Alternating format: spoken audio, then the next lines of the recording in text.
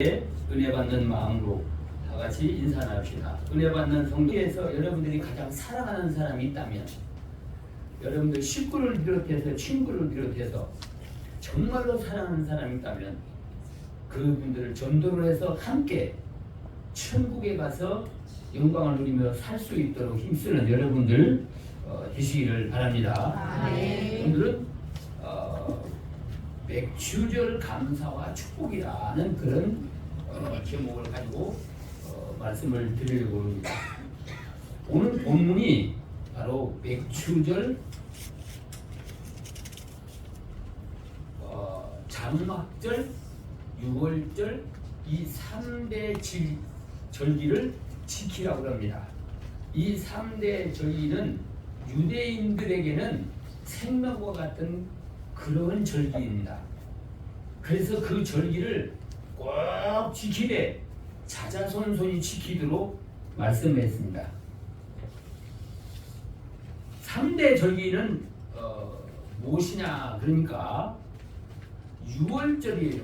유월절은 뭐냐 그러니까 이스라엘 백성이 430년 동안 애굽에서 종살이 하다가 이제 하나님께서 모세를 통해서 해방을 시키는데 바로 왕이 해방을 안 시켜줍니다. 그래서 하나님께서 마지막으로 재앙을 내리는 그 재앙이 바로 모든 장자들이 죽는 재앙입니다. 짐승으로부터 시작해서 모든 살아있는 동물들, 사람들 할 것 없이 맏짐승, 맏아들은 다 죽는 재앙입니다. 하나님이 천사를 통해서 가정마다 하룻밤에 다 이렇게 죽이는 재앙을 하는데 이스라엘 백성들은 그날 저녁에 해가 너울너울할 때에 양을 잡아서 제사를 드리고 저녁을 먹고 양을 잡은 피를 자기네 방 문설주에 그놈을 바르라고 그랬어요. 바르면은 천사들이 이제 장자를 죽이러 집집마다 딱 가는데 문설주에 피가 있는 그 가정은 그냥 넘어갔어요. 안 죽이고 넘어갔다고 말해요. 애굽 사람들은 그걸 몰라요. 이스라엘 사람들에게만 모세를 통해서 그 비밀을 가르쳐줬거든요. 그래서 이스라엘 백성들은 한 사람도 죽은 사람이 없고 애굽에 사는 모든 왕으로부터 모든 말단 사람들까지 장자가 다 죽었어요. 사람만 죽은 게 아니라 짐승들도 다 죽었어요. 그러니까 바로가 즉시 이스라엘 백성들을 해방시키는 날이 바로 유월절이에요. 우리나라 8.15 해방 하는 것과 마찬가지로 우리는 36년간 있었지만은 이스라엘 백성들은 애굽에서 430년 동안이나 노예 생활을 했어요. 그러다가 해방받으니까 얼마나 기쁘겠냐 이거죠.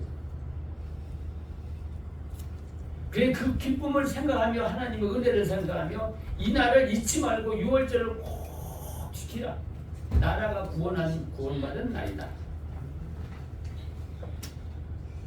노예에서 해방받은 날이다. 그러니 이 하나님의 은혜를 잊지 말고 꼭 지키라고 말씀하셨고, 두 번째는 이제 맥주절을 지키라. 맥주절은 그 절기 이름이 칠칠절이라고도 합니다. 오순절이라고도 합니다. 6월절 지난 다음에 49일을 지나도 그 다음 주일날 안식일날 지킨다고 해서 칠칠절이라고 하고, 오순절이라고 하는 것은 6월절 지나고 50일째 되는 날을 오순절이라고 합니다. 이 오순절은 의미가 엄청나게 큽니다. 예수님이 십자가에 돌아가시고 예수님의 제자들이 한 곳에 모여서 성령이 임하기를 위해서 기도하고 그랬을 때에 오순절날에 성령이 임해서 오늘날 교회가 탄생이 됐어요. 그리고 이스라엘 백성들이 애굽에서 종살이하고 40년 동안을 광야 생활하다가 그 다음에 이제 젖과 꿀이는 가나안 땅에 들어가서 농사를 졌어요. 애굽에서 노예 생활하느라고 먹고 입고 사는 것이 너무나도 고생이 많았어요. 광야 생활 40년 동안을 했어요. 그러니 내 땅이라고 내 집이라고 얻어가지고 농사를 지었으니 얼마나 감사하겠냐 이거죠. 얼마나 기쁘겠느냐 이거죠. 그래서 다음 주일이 바로 맥추절입니다. 맥추절이라고 하는 것은 농경사회에서는 이스라엘 백성이 농경사회에서는 작년 가을에 씨를 뿌려가지고 금년 초여름에 거두는 곡식이 있어요. 그게 뭐냐 그러면 보리하고 밀이었습니다. 그래서 맥추절이라는 것은 보리맥자를 써서 보리를 추수한 적이다. 그래가지고 맥추절을 죽인. 여러분 그 생각을 한번 해보세요.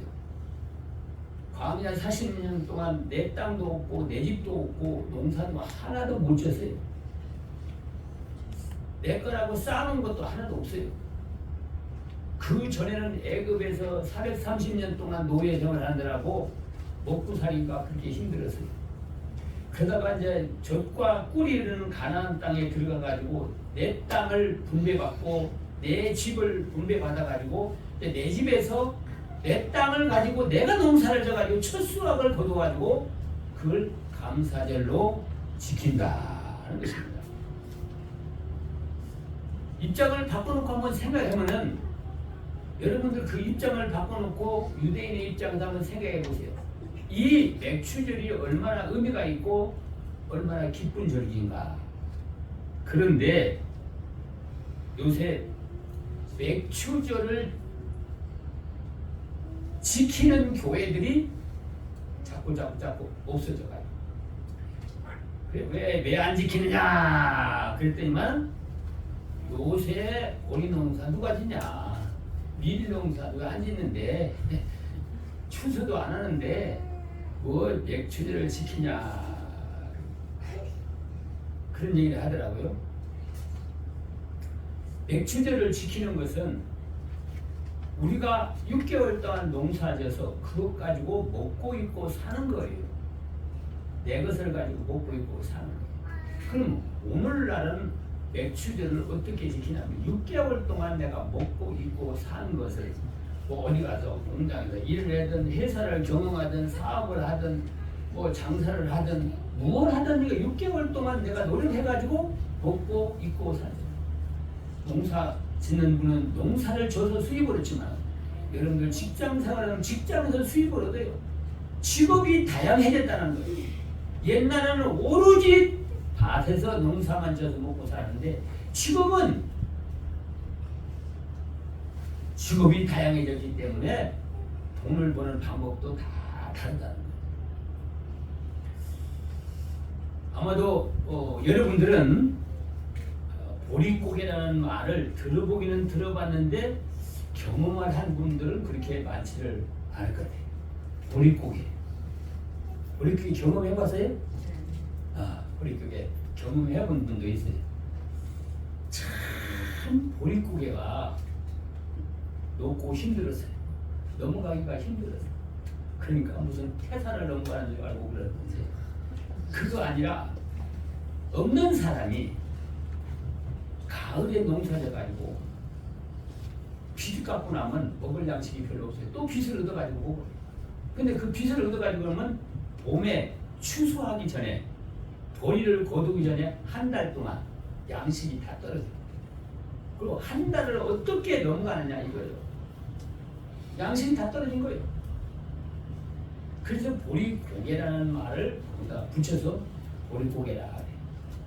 얼마나 성급하고 힘들었는데 보리가 있지도 않아서 이제 이삭이 나와가지고 누름누름 해지려고 하면 보리 이삭을 다 따가지고 그걸 볶아가지고 그걸 절구통에다가 해가지고 맷돌에다 갈아가지고 죽을 쪄 먹었습니다. 저도 죽을 많이 먹었습니다. 저는 보릿고개 겪으면서 여러 가지 어려움을 당했어요. 참 먹고 사는 것이 이렇게 힘든가 할 정도로 그때는 아침 때만 되면 이 구걸하러 오는 분들이 아침 식사 때 그때 구걸해서 그때 깡통 하나 이만한 가지고 다니면서 집집마다 다녀요. 부지런한 사람은 6, 7집을 다니는데 게으른 사람은 한두 집밖에 못 다녀요. 집집마다 가서 밥 먹을 때 되면은 그 때를 맞춰야 되잖아요. 그 때 가서 밥 먹을 때 되면 빨리 가가지고 좀 먹을 것 좀 도와주세요. 그럼 밥 먹다 말고 밥그릇에 밥을 좀 퍼주고 반찬도 줘주고 김치도 주고 찌개도 조금 떠주고 그렇게 하면 이만한 통에다가 그놈을 한 3집, 4집 가면은 그게 하나가 차요. 그놈을 갖다 놓고 하루 종일 먹는 거야. 이제 데워서 먹고 또 데워서 먹고 겨울에는 같은데도 그렇게 먹으니까 겨울에는 또 얼잖아요. 아침에 뜨뜻한 거 갖다 놨지만 이제 저녁 때 가면 얼어 또. 왜? 그 사람들 집이 없잖아요. 이 비가 안 새니까 다리 밑에서 이렇게 뼈덕배기 같은 거 펴놓고 그러고 사니까. 그런 사람들이 엄청나게 많이 다녔어요. 한 끼 밥을 먹다 치면은 그저 한 5, 6명이 그런 사람들이 거쳐가요. 그 때만 지나가면은 게으른 사람은 그러니까 못 얻어먹는 거예요. 때 지나가면은 얻어먹을 것도 없어. 다 먹는 것도 어렵게 먹고 사는데 남 도와주기 어렵잖아요. 그런데 옛날에는 그 정이 있어가지고 먹는 데는 먹을 때 가면은 다 그래도 조금씩 줘요. 그런데 저는 요새 어떤 통계를 보니까 한국 사람이 고민하는 것이 있는데 고민하는 이유가 뭘까요? 네? 어디? 생각해봤어요? 고민하는 여러분들은 고민하는 이유가 뭐예요?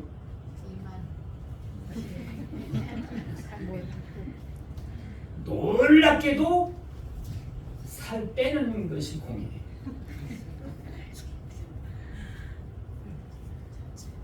왜 그러냐 그러면 당뇨다, 고혈압이다, 뭐 심근경색이다, 뭐 이런 병들이 비만에서 온단 말이야. 비만에서.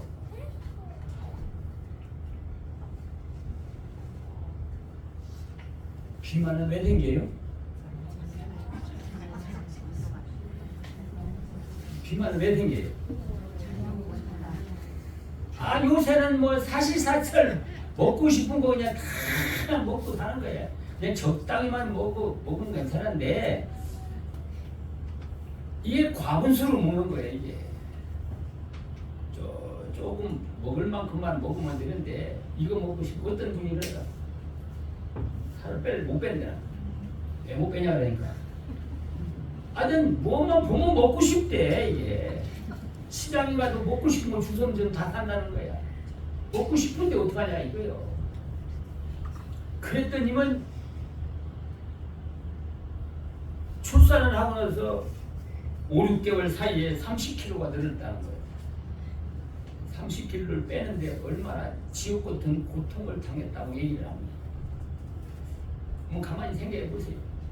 그럼 이렇게 잘 사는데 잘 먹어서 병이다고 돈 들여가면 또 살을 빼고 아니 그 돈 가지면은 먹는 거 나눠 먹고 그러면 병도 안 걸리고 남 좋은 일 하고 살 빼느라고 돈도 안 들어가.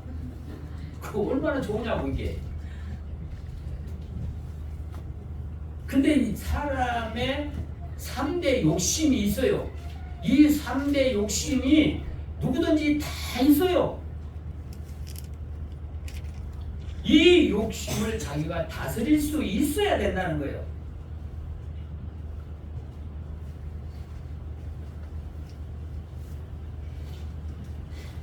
먹는 식욕, 무욕, 정욕, 이 성경에서 이 세 가지 욕망을 버리라는 거예요. 이 욕망이 있으면 신앙생활을 못해요. 이 욕망이 있으면요 생활이 불행해요. 왜 그러냐 그러면 어떤 통계에 보니까 그런 일이 있어요. 나는 서민에 속한다. 그런 사람이 50% 넘는데요. 그럼 월 수입이 서민에 속한 사람은 얼마쯤 가지면 중산층 이하 서민층에 떨어지냐. 그러니까 그분들 하는 말이 이런 4천만 원을 버는 사람은 이제 서민에 속한다는 거예요.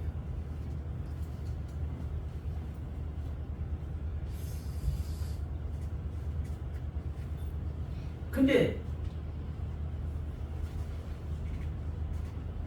4천만 원이든 5천만 원이든 이 빈곤이라는 것은 내가 가난을 느낀다고 하는 것은 상대적으로 가난을 느끼는 거예요. 1억 받는 사람이다 그러면 5천만 원이면 서민에 속하지.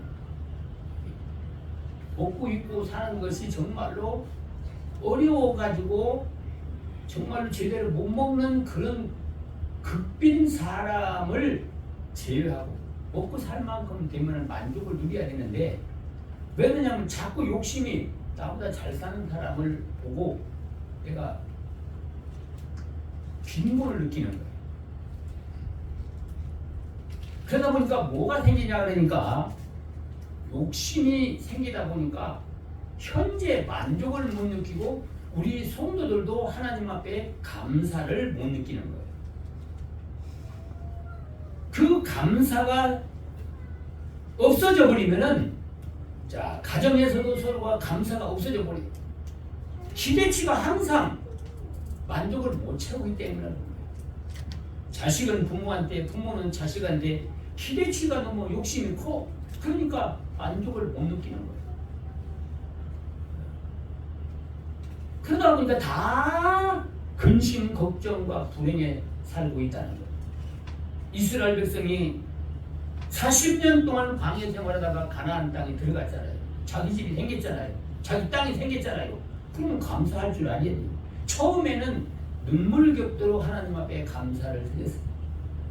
근데 농사를 짓고 조금 농사를 짓다 보니까 내 것이라는 생기다 보니까 한 푼이라도 더 모으려고 하는 욕심이 생기기 시작하는 거예요.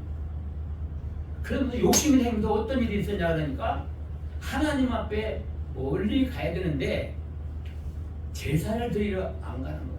편하게 하라고. 편하게 해서 자기 집 옆에다가 단을 쌓아놓고 거기서 자기가 제사장도 아닌데 그냥 물 떠놓고 빌듯이 우상을 섬기는 거예요. 그 욕심을 채우기 위해서 감사는 어디로 다 달아나 버렸고, 그러니까 하나님의 축복이 끊어져 버린 거예요. 이슬이 끊쳐버렸어요. 그게 진짜로 먹고 살기가 어려운 데다가 그 다음에 하나님의 보호가 없으니까 이방인들이 달려들고 와서 다 삼켜버리고 종으로 끌고 가는 거예요. 어떻게 하나님의 백성들이 이방인에게 종노릇을 할 수가 있느냐 이 말이에요. 하나님이 자기네 아버지라고 믿는 사람이 오늘날도 역시 마찬가지라는 겁니다. 이제 똑같은 것이지만은 받은 은혜와 받은 축복에 대해서 감사하는 사람은 항상 만족이 있고 기쁨이 있어요. 평안이 있는 거예요. 그리고 그런 사람들은 하나님의 축복을 받아요. 감사는 하나님의 축복의 씨앗을 심는 것과 똑같은 거예요. 오늘 본문에 있는 내용의 말씀도 감사를 하는 사람들에게 어떤 마음으로 했느냐 하라고 했냐, 어떤 마음을 가지고 이 감사절을 지키라고 했느냐 하는 것입니다. 그렇게 하면은 하나님이 축복을 주는데 어떻게 축복을 준다고 했어요? 우리 한번 15절에 있는 말씀을 한번 결론 부분부터 보겠습니다. 15절을 한번 다 같이 보세요. 내 하나님 여호와께서 택하신 곳에서 너는 7일 동안 내 하나님 여호와 앞에서 절기를 지키고 내 하나님 여호와께서 내 모든 물산과 내 모든 일에 복 주실 것을 인하여 너희는 온전히 즐거워할지니라고 말씀하고 있습니다. 아멘. 농사를 짓는 분이 굶어가면서도 씨앗을 먹지 않고 씨앗을 뿌려요. 왜 뿌리냐? 지금 현재 굶고 있는데 왜 씨앗을 뿌리냐? 그럼 먹지 않고, 그러면 내가 씨앗을 뿌려서 100배의 열매를 거둘 것을 믿고 씨앗을 뿌리는 거예요. 그냥 내가 한 주먹을 먹으면은 그걸로 끝나는데, 한 끼로 끝나는데, 이 한 주먹을 씨를 뿌리면은 몇 날 며칠을 먹을 수 있는 수확이 오기 때문에 즐거운 마음으로 뿌리는 거예요. 씨를 심는 거예요.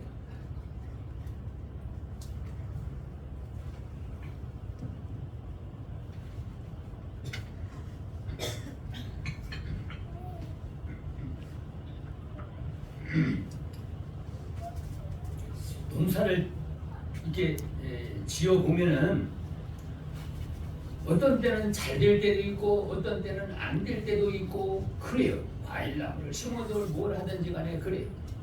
내가 생각만큼 되지 않은 거예요. 근데 생각만큼 안 되는 것보다는 생각 이상으로 되는 것을 찾아서 감사를 하면은 너무나도 감사를 한 만족이 와요. 기쁨이 와요. 어제 그저께 저 감자를 한번 캐봤어요. 입이 딱 벌어지는 거예요.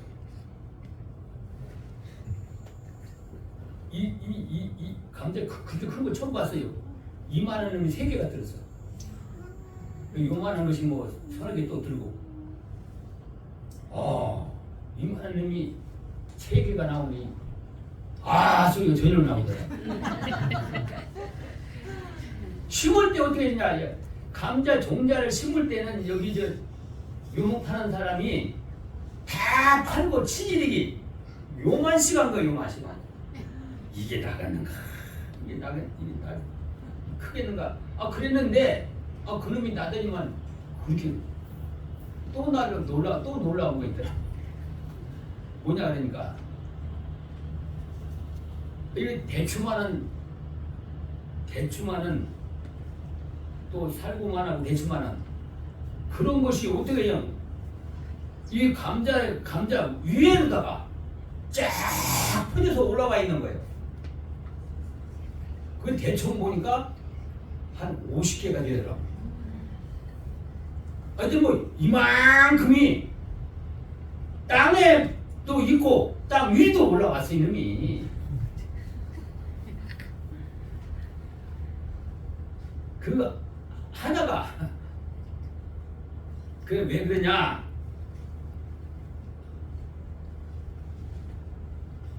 그 감자를 심을 때 그 싹을 되게 통감자로 심어요. 통감자 작은 거는 그냥 감자 안 삐고 그냥 통감자를 심으면은 싹이 5, 6개가 올라와요.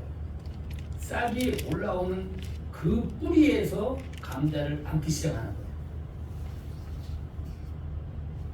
그래서 저는 2개만 내놓고 다 파래비를 버렸어요. 눈 있는 거를 반 짜게 가지고 2개만 죽도록 짜게 가지고 심는.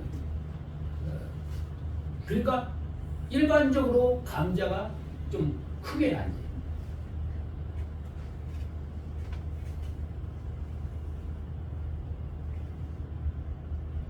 아이고 작년에는 그런 거 감자 심었다가 다 골아가지고 못 심어가지고 이거 다시는 안 해야 되겠다. 그랬더니 올해는 그러면 막 펴고 하니까 아이고 내년엔 도전해야 되겠는데 그런 소망이 생기더라고. 그러니까 감사하는 사람은 감사거리가 생기는 거예요. 아멘. 여러분들이 8년 동안 걸어온 생활을 한번 되돌이켜 보세요. 큰 사건으로 무슨 축복을 받고 사건이 없다고 하더라도 기본적으로 여러분들이 감사한 거. 여러분들 세계에서 지금 뭐 몇 초에 한 사람씩 굶어 죽고 있어요. 텔레비에 맨날 나오잖아요. 도와달라고. 한 달에 10,000원씩 도와달라고.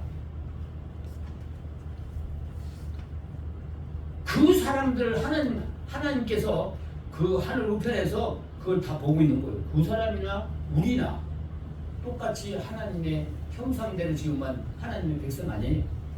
똑같잖아요. 하나님이 볼 때 이 사람들은 너무 많이 먹어서 병이 들어서 죽는데 저 사람은요 너무 하루에 이틀에 한 끼도 못 먹어가지고 뺏싹 말라가지고 죽어요. 그러면 하나님 입장에서 마음이 어떻겠어요? 아마도 그럴 거예요.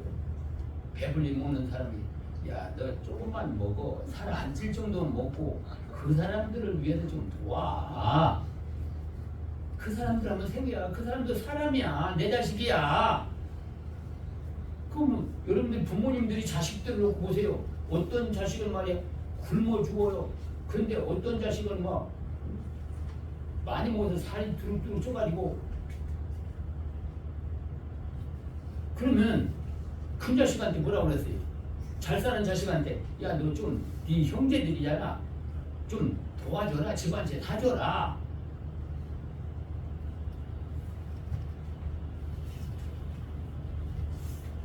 그런데 오늘날 우리 성도들은요 범사에 하나님의 받은 은혜로 내가 살고 있다는 걸 생각하고 감사를 하면은 어떤 마음이 생기냐 그러니까 내가 남을 돕고 싶은 마음이 생겨요. 감사하는 사람에게는. 왜 그러냐 그러면 항상 내가 생각하는 것보다 더 좋게 일이 잘 돼. 수입이 잘 돼.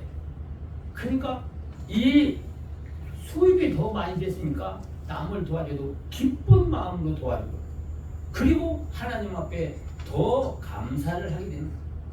감사하는 사람의 마음에는 근심 걱정의 병이 없어요. 신경성 병이 없단 말이에요. 감사하는 사람에게는 모든 것이 합력해서 나에게 도움이 된다는 것을 느끼기 때문에 그래서 여기 본문에 보니까 맥주 감사절 6개월 동안 살아온 것을 한번 하나하나 돌이켜보라는 거예요. 돌이켜보고 여기 10절에 있는 말씀을 보면 뭐라고 그랬어요? 내 하나님 여호와 앞에 17절을 지키되 내 하나님 여호와께서 내게 복을 주신 대로 내 힘을 헤아려 자원하는 마음으로 예물을 드리라.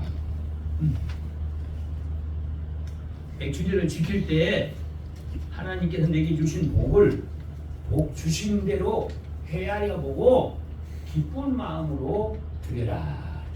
여러분들이 6개월 동안을 지내놓고 보니까 정말로 하나님이 나를 사랑하고 있는 것을 느껴보셨습니까? 아멘. 하나님이 나를 사랑해서 나에게 은혜와 복을 주셔서 지금 이렇게 건강하게 생활하고 있다는 것을 감사해 보셨습니까? 아멘. 가만히 돌이켜보면요 여러분들이 병원에 입원 안 하는 것만 해도 큰 복으로 알아야 돼요. 아멘. 누가 병 걸리고 싶어서 걸리니까 열심히 일해왔는데 어느 날 갑자기 병이 들려서 쓰러졌어. 어떤 분이 그런 간증을 하더라고요. 예수를 믿지 않는 사람 세탁소를 하는데 패를 얻어가지고 그 조그마한 방에서 부부간이 이제 잠자면서 이거를 세탁소를 하는데 은근히 먹고 사는 거예요. 그 아내는 이제 수술을 하고 남편은 세탁을 하고 이제 은근히 사는 거예요. 그래도 여유를 가지고 다른 사람을 도와가면서 사는 거예요. 근데 어느 날 아내가 죽었어요. 결혼한 지가 30년이 넘었는데 아내 소원이 뭐냐, 비행기 한번 타고 좀 제주도 한번, 신혼여행도 안 갔으니까 좀 돈 벌면 우리 제주도 한번 가자 그랬는데 오늘만 내일만 하다가 그래가지고 못 갔어. 못 가고 죽었어. 그니 남편이 한인 믿은 거예요. 아니 1시간도 안 되는 거리인데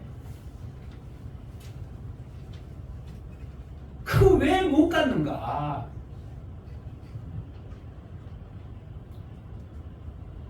그러는 데다가 이제 혼자 하려고 하니까 수입이 절반 줄어들어 버리고 집주인이 세를 갑절로 올려다니까 도무지 세 주고는 자기 먹고 살지 못하니까 다 폐업을 해버린다. 대책도 없이 폐업을 했어. 그래서 폐업하는 날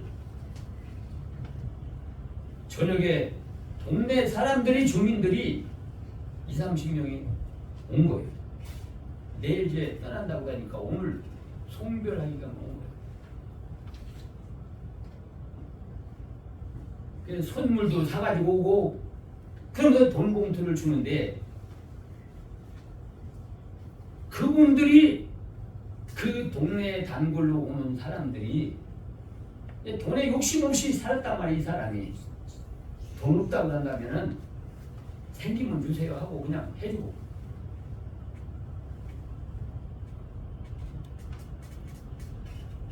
근데 고맙다고 해가지고 선물도 사고 돈을 이렇게 거둔 돈을 몇백만 원을 준 거예요. 그래가지고 그분이 이제 내가 아무리 지금 원망해도 소용없고 아내 있을 때 내가 아내 구경을 못 시켜서 한이 돼서 자기가 너무 괴로워가지고 그래서 그 사진을 들고 그 돈을 가지고 제주를 간 거예요. 그 사진을 앞에다가 이거 영정 사진이야. 그래서 가고 싶은 데가 어디 가고 싶지? 그럼 어디 가면 사진을 놓고 또 구경 잘 해봐 이렇게 사진을 들고 이렇게 들고서 이제 구경을 시키는 거예요. 아니 그럼 뭐 사진이 뭐야 구경을 합니까? 그리고 한 일주일을 그러고서 제주도를 샅샅이 다 구경하고 돌아와. 그러니까 발 뻗고 잠을 잘 수 있게 되더라.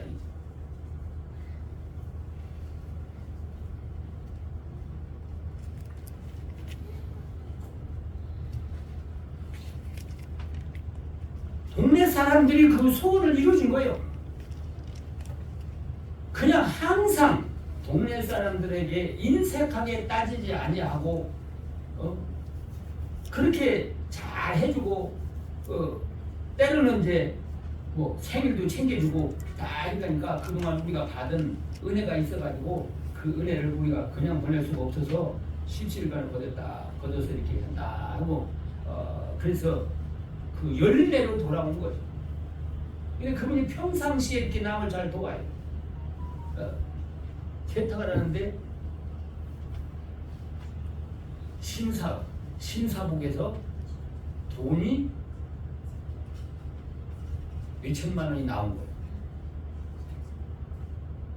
근데 이 돈이 어떤 저 노인 양반의 주머니에서 이 신사돈이 저 몇천만 원이 나왔느냐, 이것이 부정한 돈이냐, 경찰에 신고를 하냐, 세탁소다 맡겼으니까 자기는 주소 적어놓고 전화번호 적어놓고 그래가지고 바쁘다 보니까 이제 연락을 그날 못하고 그 다음날 전화를 연락을 한 거예요. 하니까 그분이 전화를 받는 거예요. 전화를 받으면서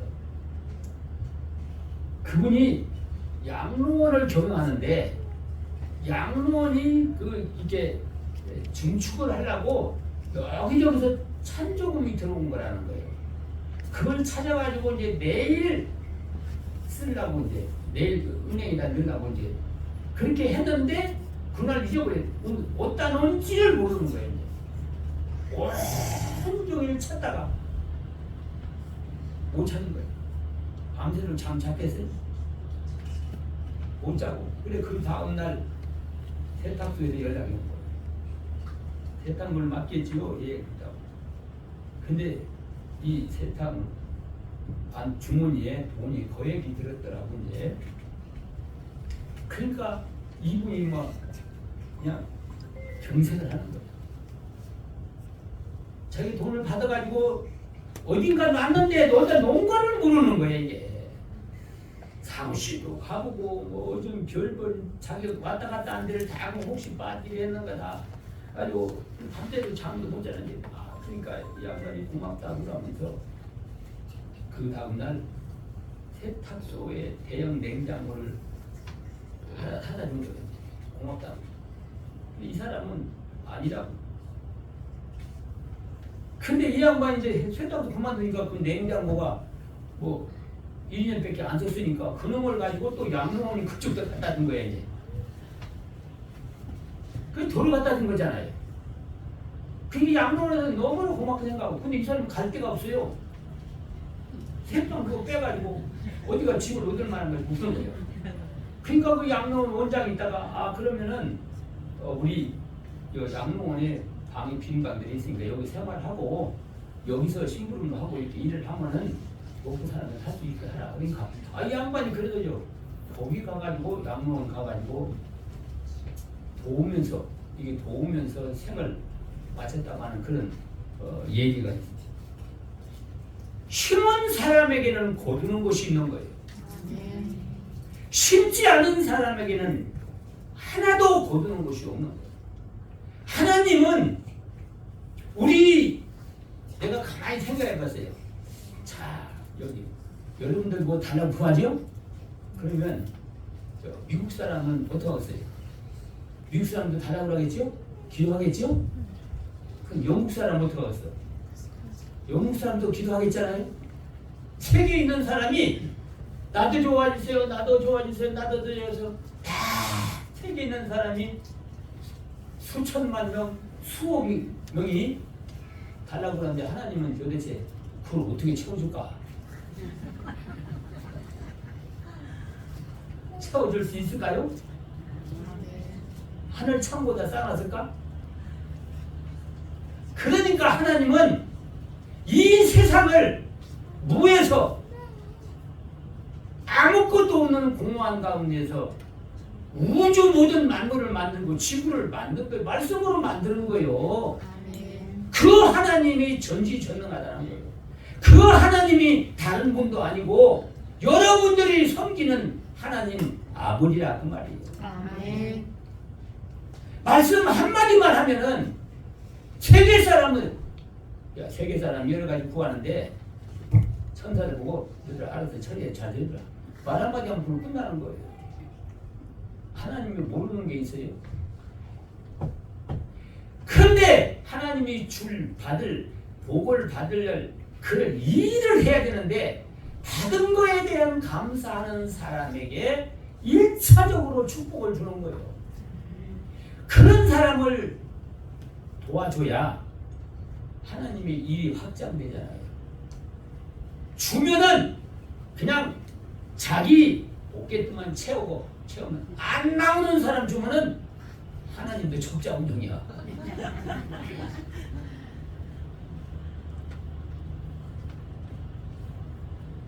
근데 이 사람 주면은 좋은 일을 많이 하잖아요. 그러니까 이 사람을 줘야 되겠다. 그래서 자꾸 제가 항상 얘기하는 저는 그렇게 살고 있어요. 내가 생각하고 내가 원하는 것보다 항상 더 많은 것을 줘요.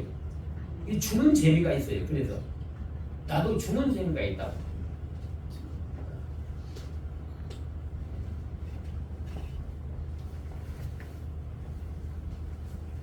뭐 있으면 자꾸 주고 싶어요.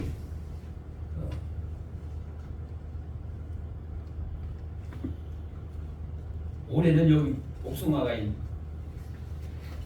소독을 좀 했더니 엄청나게 열었어요. 그러는데 저 무슨 복숭아인지를 몰라 이름이. 컴퓨터에다 해보니까 신비의 복숭아래. 처음 들어봐요. 그 사진을 찍어가지고 이게 뭔가 봤더니 신비의 복숭아래. 겉은 빨간한데 속은 하얀 거예요. 근데 그게 온전히 익으면은 물이 많아요. 엄청나게 물이 천도는 복숭아는 물이 없는데 이건 물이 많아. 이거 어떻게 잘 해가지고 교인들 하나씩이라도 줘야 되겠는데 그 오늘 내일부터 장마진다고 장마지면 다 못 먹어요. 보라서. 그래서 어제 그거를 다 땄어. 오늘 장마지 오기 전에 우리 교인들 하나씩 맛보라고.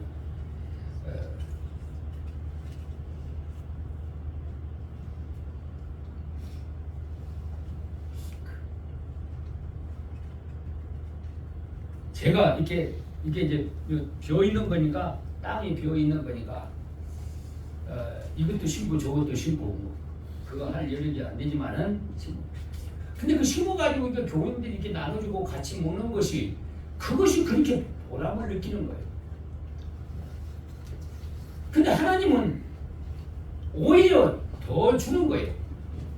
내가 다른 사람을 도와주는 것보다 더 많은 것을 주신다 이거예요. 그래서 오늘날 우리 성도들이 큰 일이든 작은 일이든 내게 복을 주신 것을 생각하고 감사들로 지키라 하는 것입니다. 그리고 기왕이 감사들을 지킬 때는 하나님은 많이 주기를 원하고 있어요. 뭐라고 했어요? 민수기 28장 26절로 27절에 가다 보면 내 힘을 헤아려 보고 하라. 오늘 본문에서도 그렇게 말하고 있습니다. 힘을 헤아려 보고 하나님 앞에 감사를 지키라. 그냥 감사하는 사람은 억지가 없어요. 근데 교회에서는 억지가 없어요. 그냥 감사하니까 즐거운 마음으로 드리는 거예요.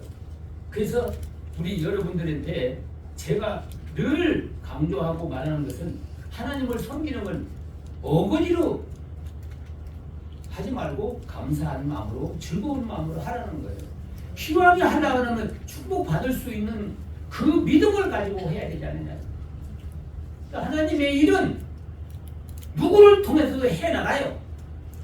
근데 즐거움으로 드리는 그 사람을 통해서 하나님의 일이 세워져 가고 있다는 거예요. 지난 화요일날 여기 월요일날 공부하는 목사님 나이가 제일 많이 먹은 나보다 3살인가 더 먹은 박익서 목사님이라고 시골에서 해요. 시골에서 양주 경기도 양주에서 있는데 그 교회를 한번 가봤어요.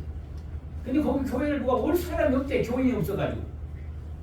근데 자녀들이 이제 도와주고 있어요. 그런데 선교비를 이제 매월 5만 원씩 이게 내고 있어요. 사모님이 이제 작년 저장님가 돌아가셨어요. 돌아가시고 나서 참 자기 입장이 곤란해졌다고 해요. 이제 말도 못하겠고 웃는 말도 못 웃으면 이거 사모님 돌아가셨다니 저렇게 좋아서 웃어? 그 말하고 또 일 좀 하라고 그러면 이거 사모님 돌아가니까 잘도 일하네요. 이거 설교도 말이에요. 좀 이거 긍정적으로 하면 또 사모하고 다 연관을 하니까 말도 못하겠고 밥 먹는 것도 밥 잘 먹으면은 또 거기다 또 연관해서 뭐가 좋아서 저기 밥을 잘 먹는다. 아니 처신이 너무나도 힘들다는 거야 이게. 근데 어쨌든 자녀들이 이렇게 도와주셔가지고 생활을 해나가고. 근데 성교비를 지난 주간에 냈는데 또 봉투를 또 주더라고 그래. 아니 지난 주간에 냈잖아요. 그랬더니 아니요 이거 얼마 안 돼. 그러면서 주는 거예요. 무슨 돈이냐고 알고 받아야 되냐고. 아이 성전지라고 하는 거 남한테 얘기하지 마라. 얘기하지 마라 그랬는데 또 목사님들한테만 얘기 안 하면 돼요. 그 나중에 보니까 200만 원을 넣었더라고. 그분에게 200만 원이면 엄청나게 큰 돈이요.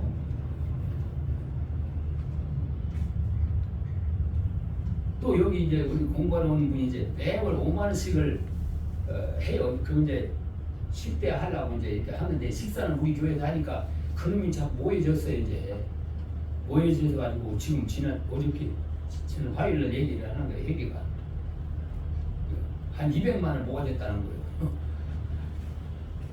그래서 우리가 여름에 한 번씩 수련을 사모님들하고 같이 이제 수련을 하고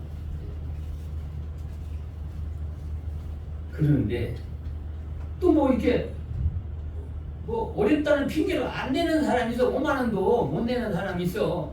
그러니까 박익선 목사가 그 사람을 아무도 모르게 그냥 계속 내주는 거야 이게. 아니 왜 그 돈을 당신이 내냐고. 그럼 저 사람이 돈을 안 내면은 어울리지를 못할 것 같으니까 내서 회비 냈으니까 어렵게 생각하지 말라고.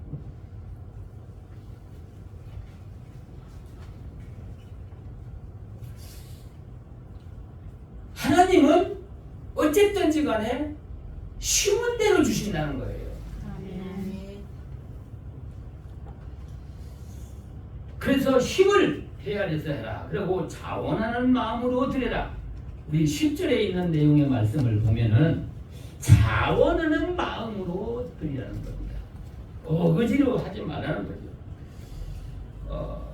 그리고 즐거운 마음으로 드려라.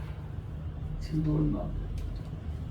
우리 16절 한번 다 같이 보겠습니다.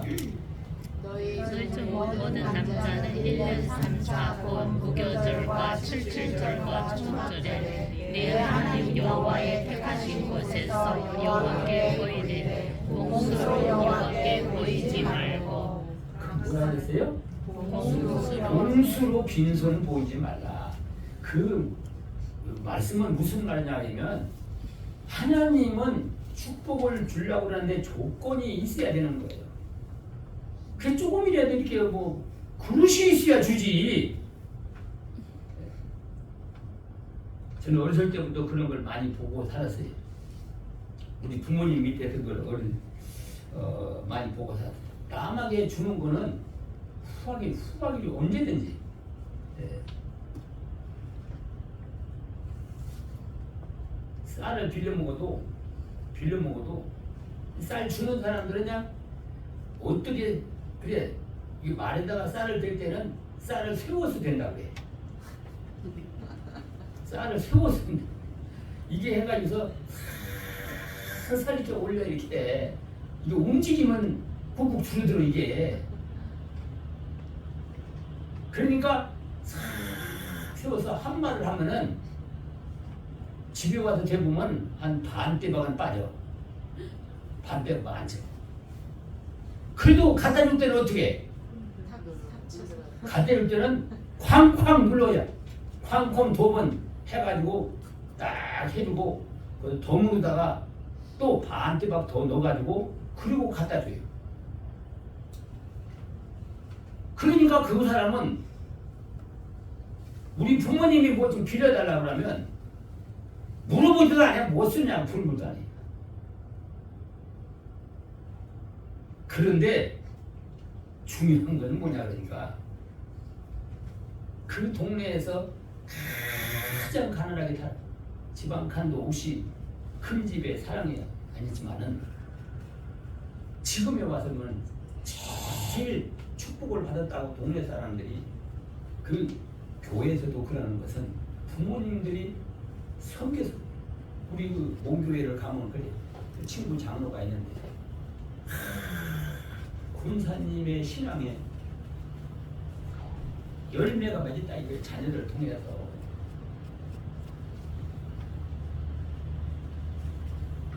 그래서 하나님 앞에 나올 때는 감사를 지킬 때는 공수로 빈손으로 오면은 하나님도 빈손으로 보낼 수밖에 없다. 그러니까 네 정성을 기쁜 마음으로 드려라. 드릴 때는 어떤 마음으로 드려야 되느냐? 그 하나님의 약속을 믿고 드리라는 거예요. 15절에 있는 말씀을 보면 내 여호와께서 모든 물산과, 물산이라는 사과라는 걸 말하는 겁니다. 물산과 내 손을 댄 모든 일에, 그러니까 손으로 하는 모든 일에 말해요. 복 주실 것을 인하여 복 주실 것을 믿고 너는 온전히 즐거운 마음으로 드리라는 거예요. 아멘.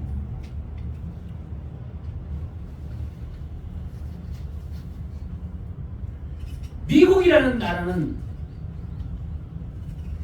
합중국이라 여러 나라에서 모여가 있던 거예요. 근데 거기에 최초로 가서 자리 잡은 거는 영국의 기독교인들이 핍박을 하니까 무작정 신앙의 자유 있는 곳으로 가자고 가서 거기 도착된 것이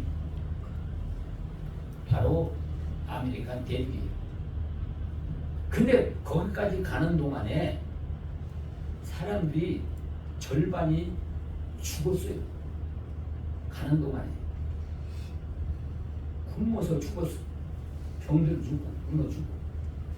그래서 거기 가서 딱 정착해가지고 농사를 씨앗 같은 거 해서 농사를 지어가지고 첫 번째로 하나님 앞에 감사를 지키고 그리고 첫 번째로 성전을 지었어요. 그래서 미국이라는 나라는 기독교인들이 이렇게 시작해서 했기 때문에 지금 개발을 하니까 여기저기에서 나라 사람들이 막 들어와서 살기 시작해서 세계의 가장 큰 경제 대국이 되잖아요. 초월하기 시작한 거예요. 지금 미국이 건국이 우리나라는 5,000년이 넘는데 미국은 지금 200년도 안 되잖아요. 근데 저렇게 큰 나라가 되어버린 거예요. 우리나라도 기독교가 들어왔기 때문에 이렇게 급성장을 하고 축복을 받았지. 기독교가 안 들어왔으면은 우리나라도 경제적으로 아주 이렇게 후진에 속한단 말이에요. 우리나라가 처음에 얼마나 어려운 가운데 들어왔습니까? 어려운 가운데 들어와서 많은 사람이 순교를 당합니다. 신앙생활 할 때는 믿음과 소망을 가지고 신앙생활을 해야 됩니다. 믿음과 소망, 그것이 바로 하나님이 행하는 대로 주신다는 축복을 내가 믿고 소망을 가지고 믿고 신앙생활을 해야 됩니다. 아멘. 냉수 한 그릇을 내가 대접을 한다고 하더라도 반드시 하나님은 상을 잃지 않고 복을 주신다고 약속했습니다. 아멘. 그렇기 때문에 우리는 즐거운 마음으로 신앙생활을 해야 돼요. 뭘 하든지 간에 감사한 마음으로 하고 즐거운 마음으로 우리 하나님을 섬기고 또 믿음 생활을 통해서 여러분들이 하나를 심으면 30배, 60배, 100배의 열매를 거두는 것처럼 하나님의 축복을 30배, 60배, 100배의 축복을 받는 우리 여러분들이 되시기를 바랍니다. 아멘. 우리